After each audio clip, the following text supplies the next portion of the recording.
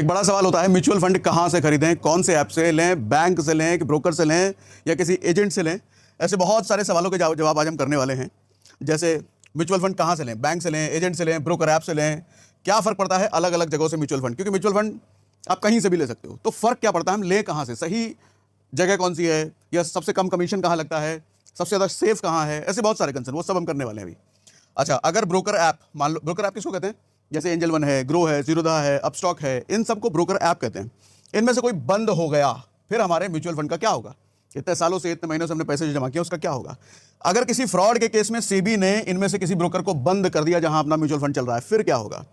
एक ऐप से लिया म्यूचुअल फंड क्या दूसरे ऐप में ट्रांसफर हो सकता है? अच्छा हाँ, ये हो सकता है कि आज आपने मान लो किसी जीरोधा में कर रखा है और 1 साल से आप जीरोधा यूज़ कर रहे हो, पिछले 1 साल बाद आपको एंजल वन समझ में आने लग गया, नहीं मुझे एंजल वन में करना है या ग्रो में करना है, तो क्या आपका म्यूचुअल फंड उसमें ट्रांसफर हो सकता है? इस पर भी बात करेंगे। और हो सकता है तो कैसे, पैसा कैसे निकालेंगे, 20 साल 25 साल 30 साल बाद पैसा निकलेगा कैसे? अगर कोई ईएमआई मिस हो गया तो क्या होगा? हालांकि इसको ईएमआई नहीं कहते क्योंकि ये मंथली इंस्टॉलमेंट नहीं है, इसको सिप बोलते हैं, लेकिन चलो समझने के लिए बहुत सारे लोग ईएमआई बोलते हैं, आपके कमेंट में ईएमआई आता है, तो मैंने इसलिए ईएमआई लिख दिया। अब होता क्या है कि हर 15 तारीख को मेरा पैसा कट रहा है, 1000 500 5000 जितना भी, उसमें से किसी 15 तारीख को मेरे बैंक में पैसा नहीं है और पैसा नहीं कटा इस महीने। अब क्या होगा? कहीं मेरा एसआईपी बंद तो नहीं हो जाएगा, कहीं मेरा म्यूचुअल फंड खराब तो नहीं हो जाएगा, कहीं मेरे पैसे डूब तो नहीं जाएंगे? बात करते हैं महीने के किस तारीख को ईएमआई कटवाना चाहिए, 5 तारीख को, महीने के एंड में, महीने के मिड को? क्या ऐसा होता है कि किसी तारीख को वो सिप का पैसा कटवाने से हमें ज़्यादा रिटर्न मिलता है, 1% 2% तक ज़्यादा रिटर्न मिल सकता है? ऐसा होता है क्या? बात करेंगे। सबसे अच्छा ऐप कौन सा है म्यूचुअल फंड लेने के लिए जिसमें सबसे कम कमीशन लगता है? ये सब आप ही के सवाल हैं, आप ही ने सब कमेंट में पूछ रखे हैं। अच्छा, 10,000 रुपये पर मंथ मुझे इन्वेस्ट करना है, तो क्या 10,000 रुपये पर मंथ एक ही बार में इन्वेस्ट करूं, या फिर 5-5 हज़ार के 2 अलग अलग म्यूचुअल फंड ले लूं मैं, या फिर 2,500 हज़ार के 4 म्यूचुअल फंड में इन्वेस्ट करना चाहिए? इस पर बात करेंगे। म्यूचुअल फंड चुनते वक्त सबसे इंपॉर्टेंट चीज़ क्या देखना चाहिए हमारे को? Best fund short term investing के लिए क्या होता है, best fund long term investing के लिए कौन से होते हैं? ये सारे सवालों पर जवाब आज हम बात करने वाले हैं। अच्छा, एक चीज़ समझिए, म्यूचुअल फंड में इन्वेस्ट करने के लिए ना 4 मेजर तरीके होते हैं। पहला होता है जी, ये आप हो और आप किसी एएमसी में डायरेक्ट इन्वेस्ट कर सकते हो। एएमसी क्या होता है? वो म्यूचुअल फंड वाली कंपनी, वो एसबीआई की कंपनी हो सकती है, वो एचडीएफसी का हो सकता है, वो निपॉन का हो सकता है, वो टाटा का हो सकता है। जितने सारे म्यूचुअल फंड वाली कंपनी है जहां पर आपका पैसा जाता है उसको हम कहते हैं एएमसी, एसेट मैनेजमेंट कंपनी या फंड हाउस। आप चाहो तो उसमें डायरेक्टली इन्वेस्ट कर सकते हो, सबके अपने अपने वेबसाइट है। एसबीआई की वेबसाइट पे जाओ, एसबीआई म्यूचुअल फंड के, वहाँ कोई भी म्यूचुअल फंड चुनो, आप कर सकते हो। लेकिन दिक्कत क्या है, चैलेंज क्या है, बात करेंगे अभी। दूसरा एक और तरीका होता है कि आप डायरेक्ट नहीं, ब्रोकर ऐप के जरिए जाओ। ब्रोकर ऐप क्या होता है? ग्रो, जीरोधा, एंजल, ये सब ब्रोकर ऐप हो गए। इनके जरिए आप अपना, अच्छा ज़्यादातर लोग जो करते हैं, इनके जरिए आप किसी एएमसी में अपना म्यूचुअल फंड बुक कर सकते हो, खरीद सकते हो। तीसरा तरीका होता है कि आप किसी बैंक के जरिए जाओ, किसी भी बैंक, हर बैंक में म्यूचुअल फंड होता है, आप किसी भी बैंक के जरिए कर सकते हो, यहाँ इसके थ्रू आप एएमसी पे जाओ। चौथा तरीका होता है आप किसी एजेंट को पकड़ो, एजेंट या फिर म्यूचुअल फंड कंसल्टेंट या म्यूचुअल फंड डिस्ट्रीब्यूटर आप उसको कह सकते हो। वो किसी वेल्थ मैनेजमेंट वाली कंपनी से जुड़ा होता है, वो एजेंट, वो कंसल्टेंट, और उसके जरिए आप एएमसी में अपना म्यूचुअल फंड करो। ठीक है, चलो थोड़ा डायग्राम से इसको समझा देता हूं मैं आपको। होता क्या है सर, ये एएमसी है, आपका फाइनल म्यूचुअल फंड होना यहीं पर है, लेकिन इस एएमसी में जाने के कई सारे जरिए हैं। एक तो आप डायरेक्ट चले जाओ, एक कोई ब्रोकर ऐप हो जैसे mutual fund, grow, Zerodha, angel, ये सब, या फिर आप किसी बैंक के जरिए जाओ, ठीक है, या फिर किसी एजेंट के जरिए जाओ। जाना अल्टीमेटली इसी में है। सबसे अच्छा तरीका कौन सा है, हमें करना कहां चाहिए? क्या मैं डायरेक्ट अगर कर सकता हूं तो फिर तो मेरा कमीशन वगैरह सब बच जाएगा, फिर तो मुझे इसी में जाना चाहिए? ठीक है, समझाता हूं, बट इससे पहले एक चीज समझिए सर, कि साइकोलॉजी ऑफ इन्वेस्टिंग, बहुत सारे कमेंट आते हैं, लोग पूछते हैं कि सर 20 साल 25 साल 30 साल तक कौन जिंदा रहेगा, कौन इतना लंबा करेगा पैसा, कौन इतना लंबा देखेगा? कोई 2 साल 3 साल 4 साल का तरीका बताओ जिसमें अपना पैसा डबल हो जाए, 3 गुना 4 गुना 5 गुना हो जाए। सर एक चीज़ समझिए, 2 चीज़ें होती हैं, एक तो शॉर्ट टर्म इन्वेस्टिंग होता है, एक लॉन्ग टर्म इन्वेस्टिंग होता है। शॉर्ट टर्म इन्वेस्टिंग आपको 2 साल 3 साल 5 साल 4 साल के लिए होता है। लॉन्ग टर्म इन्वेस्टिंग होता है मेरे हिसाब से 15 साल के बाद, 15 साल 20 साल 25 साल 30 साल। आपको जब वेल्थ बनाने की बात है ना, जब बड़ा कैपिटल बनाने की बात है, शॉर्ट टर्म में कभी नहीं बन सकता। 3 साल 4 साल 5 साल में आपका पैसा डबल हो सकता है, लेकिन डबल भी आपका अगर 5 लाख का इन्वेस्टमेंट है 10 लाख हो जाएगा, 10 लाख का इन्वेस्टमेंट है 20 लाख हो सकता है, 20 का इन्वेस्टमेंट है 40 हो सकता है। लेकिन आपका 5 लाख का इन्वेस्टमेंट 5 करोड़ या 10 करोड़ या 20 करोड़ नहीं हो सकता कुछ भी करके शॉर्ट टाइम में। इसके लिए समय देना पड़ेगा, इसके लिए कंपाउंडिंग का इस्तेमाल होगा, और कंपाउंडिंग समय मांगता है, एक बड़ा हॉरिजन मांगता है, कम से कम 20 साल, 25 साल, 30 साल। देखिए, इन्वेस्टिंग का पर्पस अपने रोज के खर्चे पूरे करना कभी नहीं होता है। इन्वेस्टिंग का पर्पस होता है लॉन्ग टर्म में, जब कल को हो सकता है पैसे की दिक्कत आए या पैसे की बड़ी जरूरत आए किसी पर्पस को पूरा करने के लिए, उस वक्त वो बड़ा वेल्थ आपके काम आए। इसलिए मैं आपको सजेस्ट करूंगा, इन्वेस्टिंग की आदत बना लो, अपनी लाइफस्टाइल में इसको ऐड कर लो। जब भी थोड़ा बहुत पैसा बचे उसको इन्वेस्ट करने की आदत डाल लो। तो हम बात कर रहे थे 4 तरीकों का। अब जरा ध्यान से डिफरेंस समझिए सर, क्या क्या होता है, क्योंकि म्यूचुअल फंड कुछ महीनों या कुछ सालों के लिए नहीं, बड़े ज्यादा सालों के लिए कर रहे हो तो डिफरेंस समझना जरूरी है। कहां से करें सर? अगर आप डायरेक्ट एएमसी में करते हो, कहां गया ये, हाँ, अगर आप डायरेक्ट एएमसी में करते हो, म्यूचुअल फंड वाली कंपनी, तो आपको किसी तरह का कंसल्टेशन नहीं मिलता। कुछ पूछना है, कुछ समझ नहीं आ रहा, मैंने सही फंड में किया कि नहीं किया, फंड बंद कर दूं, दूसरे फंड में चला जाऊं क्या, ऐसा पूछने का आपको कोई अवसर नहीं है। आप ज़्यादा से ज़्यादा कस्टमर केयर से बात कर सकते हो, लेकिन कस्टमर केयर आपको इन सब चीज़ों में हेल्प नहीं करता है। एक्सपेंस रेशियो ज़्यादा होता है कंपेरेटिवली। आप इसको कुछ इस तरीके से समझो, आपको कोई इंश्योरेंस खरीदना है और आप डायरेक्ट कंपनी की वेबसाइट पर जाकर इंश्योरेंस खरीदो, या फिर किसी एजेंट के जरिए आप उन इंश्योरेंस कंपनी तक जाओ, तो एजेंट हो सकता है अपने कमीशन में से कुछ डिस्काउंट आपको दे दे, तो इंश्योरेंस आपको सस्ता पड़ जाएगा। ठीक इसी तरीके से आप डायरेक्ट एएमसी में जाके अगर म्यूचुअल फंड खरीदते हो, सर एक्सपेंस रेशियो ज़्यादा लगता है आपको, ठीक है, मतलब 1%, 1.5% हो सकता है ज़्यादा लगे। अच्छा, कोई हेल्प चाहिए तो आप सीधा कस्टमर केयर को अप्रोच कर सकते हो। कंपैरिजन ऑप्शन नहीं होता।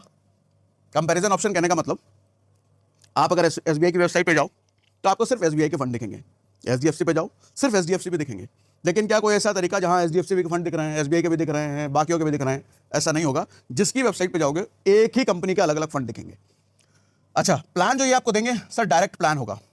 डायरेक्ट प्लान कहने का मतलब, 2 तरह के म्यूचुअल फंड होते हैं, एक डायरेक्ट प्लान होता है, एक रेगुलर फंड होता है। डायरेक्ट फंड में आपका एक्सपेंस रेशियो 1-1.5% कम लगता है, रेगुलर फंड में 1-1.5% ज्यादा लगता है, ठीक है। अच्छा, अगर आप ब्रोकर ऐप के जरिए जाते हो तो कंसल्टेशन किसी तरह के यहां भी नहीं है। एंजल वन, ब्रोकर, जीरोधा, किसी से भी करो, कोई कंसल्टेशन देने वाला नहीं है। एक्सपेंस रेशियो कंपैरेटिवली कम होता है इसमें, क्योंकि ये बड़े ब्रोकर ऐप होते हैं। अब जैसे एंजल वन की बात करो तो एंजल वन के पास बहुत सारे क्लाइंट बेस हैं, तो वो अपने लिए नेगोशिएट करते हैं इन एएमसी वाली कंपनियों से कि भैया हम अगर कस्टमर दे रहे हैं तो उसके लिए थोड़ा कम एक्सपेंस रेशियो देना, तो आपका एक्सपेंस रेशियो कंपैरेटिवली कम पड़ जाता है। यहाँ पर कोई हेल्प चाहिए तो कस्टमर केयर इनके भी होते हैं। अच्छा, कंपैरिजन ऑप्शन बेस्ट पार्ट ये है कि यस, आप जैसे ओप्पो की वेबसाइट पे जाओ तो वहां से भी आप ओप्पो के फोन खरीद सकते हो, लेकिन अगर अमेजॉन की वेबसाइट पे जाओ तो वहां ओप्पो, वीवो, सैमसंग, एप्पल सब मिलेगा आपको, और सबके फीचर आप कंपेयर कर सकते हो। डायरेक्ट एएमसी की वेबसाइट पे जाओ तो ये ऑप्शन आपको नहीं मिलता, लेकिन ब्रोकर ऐप पे जाओ तो ये अच्छा ऑप्शन आपको मिलता है। आप देख सकते हो कौन फंड 30% दे रहा है, कौन 32, कौन 33, कौन 20% में ठप है, तो बेस्ट फंड आप वहां से चुन सकते हो ब्रोकर ऐप से, ठीक है। यहां भी आपको डायरेक्ट वाला प्लान ही मिलता है जिसमें एक्सपेंस रेशियो कंपेरेटिवली कम होता है। अच्छा, आप बैंक से भी ले सकते हो, किसी भी बैंक में जाओ आप वहां ले सकते हो, लेकिन ज़्यादातर बैंक क्या होता है वो भी अपने वाले ही बेचेंगे। एचडीएफसी में जाओगे तो वो शायद आपको एचडीएफसी के फंड रिकमेंड करें, एसबीआई में जाओ तो एसबीआई के ही फंड रिकमेंड करें, लेकिन कुछ बैंक ऐसे भी होंगे जो मल्टीपल फंड आपको रिकमेंड करेंगे। लेकिन दिक्कत ये हो जाता है सर कि यहाँ पे ज़्यादा एक्सपेंस रेशियो वाला प्लान या कम एक्सपेंस रेशियो वाला प्लान आपको रिकमेंड कर सकते हैं, डिपेंड्स कि जिस बैंकर से आप मिल रहे हो उसकी मंशा क्या है। वो अलग अलग एएमसी से जुड़ा है, एक ही एएमसी से जुड़ा है, पता नहीं वो किस तरह का है।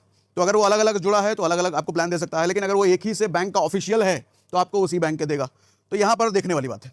अच्छा, हेल्प अगर बैंकर चाहे तो आपको जब भी कोई हेल्प की जरूरत पड़े, कुछ पूछना पड़े, पूछने उसने की जरूरत हो, अगर अच्छा बैंकर है, रिलेशन आपके अच्छे बने हैं, उसकी नीयत अच्छी है, तो हो सकता है टाइम टाइम पे आपकी मदद करता रहे, समझाता रहे, लेकिन नहीं तो उसकी मर्जी है, कोई थोपने वाला है नहीं।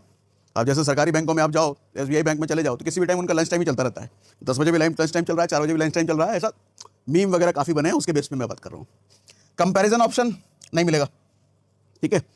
प्लान ये रेगुलर भी दे सकते हैं, आपको डायरेक्ट भी दे सकते हैं। अगर आपको किसी बैंक से ही लेना है कि नहीं मुझे तो भैया बैंक से ही लेना है, मेरा जिद है, मुझे बैंक से ही लूंगा और मैं कहीं से लूंगा ही नहीं लूंगा, तो उनको बोलना डायरेक्ट वाला प्लान दे। रेगुलर वाले प्लान में क्या फर्क होता है सर डायरेक्ट और प्लान में, डायरेक्ट और रेगुलर में? रेगुलर जो होता है ना, अच्छा अभी अगली लाइन में बता देता हूँ ये वाला। नेक्स्ट होता है सर किसी एजेंट के जरिए ले लो। एजेंट कहने से अच्छा मैं इनको कंसल्टेंट कहूँगा, क्योंकि ये कंसल्टेंट का ही काम करते हैं, सिर्फ एजेंट नहीं होते, आपको म्यूचुअल फंड की इन्फॉर्मेशन भी देते हैं, सिखाते भी हैं, बताते भी हैं। अच्छा, यहाँ पे सबसे अच्छी चीज़ ये है कि कंसल्टेशन आपको मिल जाता है, आप पूछ सकते हो इनसे समय समय पर अपनी क्वेरीज अपने, लेकिन ये भी डिपेंड करता है कि वो एजेंट या कंसल्टेंट है कैसा। अगर उसका मूड खराब है, वो आपसे नाराज़ है, बीवी से मार खा के आया है, तो उसकी मर्जी है, वो मना कर दे, वो नहीं बताएगा, आप कुछ नहीं कर सकते उसका। तो अच्छा कंसल्टेंट अगर आपके संपर्क में है तो ये भी एक अच्छा ऑप्शन है, लेकिन ध्यान रखना इसके लिए 1 से 2% एक्सपेंस रेशियो आपका बढ़ जाता है, क्योंकि ये एजेंट या कंसल्टेंट आपको रेगुलर प्लान ही बेचेंगे। क्योंकि होता क्या है, ये जिस वेल्थ मैनेजमेंट वाली कंपनी से जुड़े होते हैं वो रेगुलर प्लान बेचते हैं एजेंट के जरिए। अच्छा, अब एजेंट या कंसल्टेंट जो भी कहो सर ये अलग से मेहनत कर रहा है तो इसको नहीं चाहिए क्या पैसा, इसको भी तो कमीशन चाहिए, इसको कमीशन कौन देगा? हमारे वाले पैसे से तो जाएगा। तो इसीलिए हमारा एक्सपेंस रेशियो में बढ़ता है ताकि वो पैसा थोड़ा इनको भी मिल सके। बदले में इनका काम है कंसल्टेशन देना, हेल्प करना, बताना, अगर ये चाहें तो। नहीं चाहें तो नहीं भी बता सकते हैं, इनका कुछ आप कर नहीं सकते, ठीक है। अच्छा, हेल्प, कोई दिक्कत हो, कोई हेल्प चाहिए तो कंसल्टेंट आपकी हेल्प कर सकता है। फंड से पैसा निकालना है, फंड काम नहीं कर रहा, कुछ दिक्कत आ गई या किसी तरह का, अगर कंसल्टेंट चाहे तो वही आपकी हेल्प कर सकता है। आपको कस्टमर केयर में जाने की जरूरत नहीं पड़ती। कंपैरिजन ऑप्शन, अगर कंसल्टेंट चाहे तो वो आपको दिखा सकता है, कंपेयर कर सकता है। अगर उसके मदद करने की नियति है तो वो करा सकता है, लेकिन नहीं है तो नहीं भी हो सकता है। प्लान आपको यहाँ सिर्फ रेगुलर मिलेगा, क्योंकि डायरेक्ट देंगे तो इनका नुकसान है। डायरेक्ट प्लान आपको ये नहीं देंगे, क्योंकि डायरेक्ट प्लान देंगे तो इनका कमीशन कट जाएगा भैया। इनका कमीशन सिर्फ रेगुलर में ही है, ठीक है। तो ये मेजर डिफरेंस है आपको कहाँ से लेना चाहिए। अब आप अपना अपना कंफर्ट लेवल देख लो कि कहाँ से आपको लेना चाहिए। कुछ सवाल अगर मन में आ रहा है तो कमेंट बॉक्स में लिख दीजिए। जैसे आज मैं सवालों का पिटारा लेके आया हूँ, आगे भी किसी दिन सवालों का पिटारा लाएंगे तो आपके वाले सवाल पिक कर लेंगे उसमें, ठीक है। आगे अगला है भैया ये। अच्छा, आप पूछोगे कौन सा ब्रोकर ऐप सही रहेगा। मुझे ब्रोकर ऐप से करना है क्योंकि मेरे को सस्ता पड़ रहा है। एक ब्रोकर ऐप में मुझे सारे म्यूचुअल फंड कंपेयर करने को मिल जा रहे हैं और सब कुछ मेरे मोबाइल फोन पर है। मैं कभी भी बटन दबा के निकाल सकता हूं, बटन दबा के कोई भी सिप शुरू कर सकता हूं, कोई भी फंड चुन सकता हूं। सब कुछ मेरे मोबाइल फोन पर है। तो मेरा तो ब्रोकर ऐप के जरिए जाना ही मुझे अच्छा लग रहा है। अगर ऐसा है तो मैं 10 ब्रोकर ऐप का यहाँ पे नाम लिया है। अच्छा, किस हिसाब से 10 लिखे हैं सर? सबसे एक नंबर पे मैंने यहाँ पे ग्रो लिखा है। एक नंबर पे इसलिए लिखा है क्योंकि एक्टिव क्लाइंट्स इनके बहुत ज़्यादा हैं। कितना है? 91,85,000 इनके एक्टिव क्लाइंट्स हैं। दूसरे नंबर पे जीरोधा 72 लाख कुछ इनके एक्टिव क्लाइंट्स हैं। तीसरे नंबर पे एंजल वन 59 लाख कुछ एक्टिव क्लाइंट्स हैं। एक्टिव क्लाइंट्स मतलब एक तो होता है कि ऐप डाउनलोड कर रखा है, हज़ार लोगों ने ऐप डाउनलोड कर रखा है लेकिन कहीं पैसा उसे कुछ नहीं लगा है। लेकिन उसमें से 200 ऐसे लोग हैं जिन्होंने म्यूचुअल फंड या कोई डीमैट अकाउंट या कोई शेयर खरीद रखा है, तो उसको बोलते हैं एक्टिव। तो एक्टिव क्लाइंट इतने हैं। अच्छा, इसी को मैं ग्राफ वाइज अगर दिखाऊं तो ग्रो में इतने, जीरोधा में इतने, एंजल वन में इतने, बाकी अपस्टॉक में इतने और बाकी सब तो छोटे मोटे लेवल पर ही। तो मेजरली अगर देखा जाए तो इंडिया के 3 बड़े ब्रोकर ग्रो, जीरोधा और एंजल वन है। आपकी मर्जी, आपको जहां श्रद्धा है वहां आप कर सकते हो। तो ये समझ में आता है। अगला, हाँ, अब सवाल वापस से आते हैं जो हमने शुरुआती स्लाइड में लिखे थे। सर सवाल क्या था? म्यूचुअल फंड कहां से लें, बैंक से, एजेंट से, ब्रोकर ऐप से। तो अब आपको क्लैरिटी मिल गई होगी आपको कहां से लेना चाहिए, क्या फर्क पड़ता है अलग अलग जगह से म्यूचुअल फंड लेने में। यह भी आपको समझ में आ गया होगा कि क्या फर्क पड़ता है। अगर broker app angel one, grow, Upstox, Zerodha बंद हो जाए तो, हाँ ये सवाल है, मैं ऐप से कर तो रहा हूँ, मैं एंजल वन से कर तो रहा हूँ, या ग्रो जीरोधा से कर तो रहा हूँ, ऐप ही बंद हो गया तो, या कल को ऐप पर कोई केस हो गया, कोई फ्रॉड हो गया, होते रहते हैं। सेबी कल को कुछ लगा दे एलिगेशन और बोले कल से तुम्हारा दुकान बंद हो सकता है। इस केस में क्या होगा भैया? मेरा पैसा कहाँ जाएगा? ऐप बंद हो गई तो इस केस में होता क्या है, जैसा मैंने आपको थोड़ी देर पहले बताया, आपका पैसा कहाँ जाता है? एएमसी वाली कंपनी में। अब इस एएमसी तक आप किसी एजेंट के जरिए पहुंचते हो, किसी ब्रोकर के जरिए पहुंचते हो, किसी बैंक के जरिए पहुंचते हो, किसी भी जरिए से पहुंचते हो, आपका पैसा यहां जा रहा है, ठीक। और बंद कौन हुई? आप क्या कह रहे हो? कोई ब्रोकर ऐप अगर बंद हो गया तो, या बैंक भी मान लो बंद हो गया तो, या एजेंट भी भाग गया तो, इससे भी मेरे रिलेशन खराब हो गए तो मेरे पैसे का क्या होगा? सर पैसा आपका यहाँ है। जब भी आपका म्यूचुअल फंड शुरू होता है ना, कोई भी सिप शुरू होता है, तो आप देखना आपके ईमेल पर एक फोलियो नंबर आता है, फोलियो नंबर, या ऑन पेपर अगर आपके पास आया है तो पेपर में लिखा होता है, ईमेल पर तो आता ही आता है, ईमेल पर, एसएमएस सब पे आता है। वो फोलियो नंबर आपको रखना है सर हमेशा अपने पास, फोन में सेव कर लीजिए। ये तीनों अगर मीडियम बंद भी हो गए, या जिस भी मीडियम से आपने म्यूचुअल फंड खरीदा है बंद हो गए, भाग गए, बर्बाद हो गए, कुछ भी हो गए, फोलियो नंबर आपके पास है, आप डायरेक्ट इनसे कांटेक्ट कर सकते हो ना। एसबीआई, एचडीएफसी, निपॉन, टाटा, किसी का भी आपने रखा है, सबका कस्टमर केयर है। कस्टमर केयर पर फोन मिलाइए, या फिर उनके वेबसाइट पर जाकर अपना आईडी पासवर्ड क्रिएट भी कर सकते हैं और वहां पर आपका स्टेटस दिख जाता है। कोई दिक्कत नहीं, आपके फंड को कुछ नहीं होने वाला है, बंद हो जाए, ये सब भाग जाए, कुछ भी हो जाए। अच्छा, एक सवाल होता है, मान लो आपने ग्रो में कर रखा है और ग्रो बंद हो गया, भगवान ना करे ऐसा आपने मान लिया। अब एंजल वन अभी आप यूज करते हो, एंजल वन में आप चाहते हो कि वो आपका एसआईपी म्यूचुअल फंड दिखने लग जाए, तो आप इंपोर्ट करने का भी ऑप्शन होता है। आप किसी भी एक जगह ब्रोकर ऐप में अपने कर रखा है, उसको आप दूसरी जगह इंपोर्ट कर सकते हो, इंपोर्ट करने का ऑप्शन होता है। अब वहां सारा मैनेजमेंट आपको वहां दिखने लग जाएगा, ठीक है। तो ये सवाल हमने क्लियर कर दिया। अगला क्या है? अगर किसी फ्रॉड केस में, हाँ ये तो हमने कर दिया। एक ऐप से लिया हुआ फंड क्या दूसरे ऐप में ट्रांसफर हो सकता है? अभी जैसा मैंने बताया, आप इंपोर्ट कर सकते हो, आपको दिखने लग जाएगा। पैसा कैसे निकालेंगे?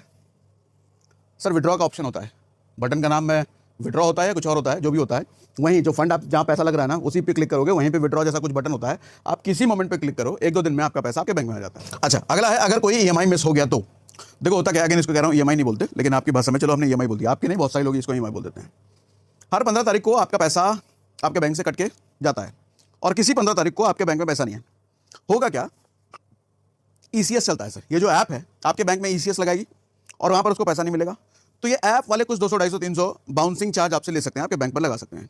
लेकिन होगा क्या? म्यूचुअल फंड कुछ समय देता है आपको, शायद एक बार या 2 बार मिस हो जाए तो चलता है, मैं श्योर नहीं हूं इस पर, आप चेक करना अपने जिस पे इन्वेस्ट कर रहे हो। उसके बाद वो एसआईपी पॉज हो जाता है, पैसा कटना बंद हो जाता है। आपको उसको रिज्यूम करना पड़ता है, अगर किसी ऐप से, एजेंट से, जहां से किया है उसी को बोल करके, उसी का ऑप्शन होता है रिज्यूम करने का, और रिज्यूम कर सकते हो। 1-2 बार 3 बार अगर मिस हुआ तो पॉज हो जाता है। हालांकि 1 या 2 बार शायद चलता है, लेकिन फिर भी मैं इस पर श्योर नहीं हूं। अच्छा, सबसे अच्छा ऐप कौन सा है म्यूचुअल फंड लेने के लिए जिसमें सबसे कम कमीशन लगता है? सर ये बड़े वाले जितने मैंने दिखाए ना, जिसमें सबसे ज़्यादा एक्टिव क्लाइंट्स हैं, इसमें करो तो ये सारे के सबके सेम ही रेट होते हैं, ऊपर नीचे नहीं होते हैं। छोटे वाले का बहुत ज़्यादा मुझे आइडिया नहीं है, लेकिन बड़े वाले से करो जब बड़े ऑप्शंस हैं आपके पास। तो म्यूचुअल फंड चुनते वक्त सबसे इंपॉर्टेंट चीज़ क्या देखना चाहिए? Expense ratio. ग्रोथ तो देखना ही है, किस तरह का फंड है ये तो देखना ही है, वो सब तो देखना ही है, लेकिन इन सब के बाद जो देखने लायक चीज़ होती है एक्सपेंस रेशियो। किसी में 1% लग रहा है, किसी में आधा लग रहा है, किसी में 1.5 लग रहा है, किसी में 2 लग रहा है, क्योंकि एक्सपेंस रेशियो वो चीज़ है जिसके बेस पे म्यूचुअल फंड वाली कंपनियों का घर चलता है। वो कमीशन जाता है, आपके पैसे से ही उनका कमीशन चलता है। तो कोई ज़्यादा ले रहा है, कोई कम ले रहा है, वो ध्यान रखना किसमें सबसे कम लग रहा है और कौन सबसे अच्छा फंड है। ठीक है, आइडियली 1% से कम एक्सपेंस रेशियो है तो वो अच्छा है, 1% से ज़्यादा है तो थोड़ा ज़्यादा है। अगला, best fund short term investing और best fund for long term investing. आगे बताता हूँ इसको। बेस्ट शॉर्ट टर्म फंड और लॉन्ग टर्म फंड। देखिए, जब आपको शॉर्ट टर्म इन्वेस्टमेंट करना हो ना, तो एक्सपेक्टेशन ये होती है कि आपको ज़्यादा ग्रोथ चाहिए, है ना, तभी थोड़ा रिकवर हो पाएगा 3 साल, 5 साल, 6 साल के लिए। तो अगर आपको शॉर्ट टर्म में करना है तो मैं लॉन्ग टर्म मैं आपको रिकमेंड करूंगा स्मॉल कैप में। इक्विटी कोई भी स्मॉल कैप चुन लो, किसी भी कंपनी का चुन लो, स्मॉल कैप फंड में इन्वेस्ट कीजिए। स्मॉल कैप क्या होता है? छोटी छोटी कंपनियों में इन्वेस्टमेंट। ये आपको कम समय में ज़्यादा ग्रोथ दे सकते हैं, हालांकि ज़्यादा रिस्की भी है, लेकिन ज़्यादा ग्रोथ कम समय में आपको ये दे सकते हैं। और ऊपर से फंड मैनेजर्स एक्सपर्ट्स होते हैं, एक्सपेंस रेशियो इसी बात का तो वो लेते हैं आपसे। तो आपको शॉर्ट टर्म के लिए अगर करना है, शॉर्ट टर्म की डेफिनेशन मेरी लेस देन 10 ईयर्स, चाहे 2 साल, 3 साल, 5 साल, 10 साल से अगर कम है तो आपको स्मॉल कैप फंड्स में इन्वेस्ट करो, शॉर्ट टर्म में अच्छा ग्रोथ दे जाएंगे। लेकिन लॉन्ग टर्म 20 साल से ऊपर तो मैं कहूँगा किसी लार्ज कैप, वो भी इक्विटी में ही जाना, स्टॉक मार्केट में जो आपका पैसा लगता है, लार्ज कैप में जाइए। जो टॉप की 50 कंपनियां हैं उनसे रिलेटेड जो फंड है, और कोई फंड ना समझ में आए तो इंडेक्स फंड चुन लेना, क्योंकि इंडेक्स फंड टॉप की 50 कंपनियां होती है। लॉन्ग टर्म में मैं कहता हूँ आपके पैसे पर रिस्क कम से कम होना चाहिए, रिटर्न थोड़ा कम भी हो चलेगा, लेकिन रिस्क कम होना चाहिए। तो जो लार्ज कैप फंड्स होते हैं इसमें रिस्क कम होता है, और लॉन्ग टर्म में इनकी ग्रोथ 15%, 16%, 14% के आसपास होता है। ये शॉर्ट टर्म में आपको 20%, 30%, 40% भी देंगे, जैसा पिछले वीडियो में भी एसबीआई वाला वीडियो, उसमें भी हमने बात करा था। ये 40% भी आपको दे देंगे, लेकिन ये इतना नहीं देंगे। तो लॉन्ग टर्म में मैं कहूँगा लार्ज कैप पे सुनिए, वहाँ पे रिस्क कम चाहिए आपको, आपके फंड की सेफ्टी चाहिए। और यहाँ छोटा टाइम इंटरवल है तो चलो रिस्क थोड़ा चलता है, लेकिन ग्रोथ आपको ज़्यादा चाहिए। ठीक है, तो ये मोटा मोटी आज के सारे म्यूचुअल फंड से रिलेटेड मैंने आपको सवाल क्लियर कर दिए। अभी भी कोई सवाल बचता है तो कमेंट बॉक्स में हमें लिख के बताइए। तो दोस्तों, देखा आपने कि सागर सिन्हा सर ने आज उनसे पूछे जाने वाले सबसे ज्यादा सवाल का जवाब बता दिया कि हम कहां और कैसे म्यूचुअल फंड में सेफ इन्वेस्टमेंट कर सकते हैं। सागर सर ने आज हमें बैंक और ब्रोकर ऐप के बारे में बताया, और दोनों में कंपैरिजन करके भी बताया कि किसमें क्या खूबी और किसमें क्या नुकसान है। तो दोस्तों, सागर सर ने आज इस वीडियो के जरिए आपके सभी सवालों के जवाब देने की कोशिश की है, ताकि आप सभी अपनी समझ से सही और सेफ इन्वेस्टमेंट कर सको। दोस्तों, अगर आपको सागर सिन्हा सर का ऐसा क्लियर कट तरीके से समझाना पसंद आता है और आप भी सागर सिन्हा सर के फैन हैं, तो वीडियो को लाइक करना और चैनल को सब्सक्राइब करना ना भूलें।